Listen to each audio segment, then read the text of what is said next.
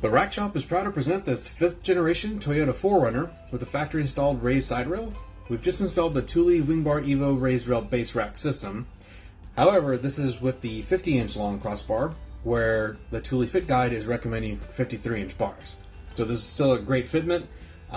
There may be clearance issues for some of the accessories that drop down to the side of the vehicle, like the hull elevator.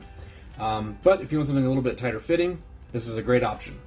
So in addition to the crossbars that you see here in black, silver is also available. The raised rail foot pack is also part of this rack system. Locks are available as a separate accessory, not required, strictly a security element. But a great rack system for all different types of gear and accessories. Crossbar spacing is maxed out at about 43 inches center to center. Overall weight carrying capacity, 165 pounds evenly distributed. So that's been a quick walk around for this vehicle. For more details, pictures, or to purchase this system with a couple clicks, please visit the link in the description below. And that's it for this one. But like always, thanks for watching.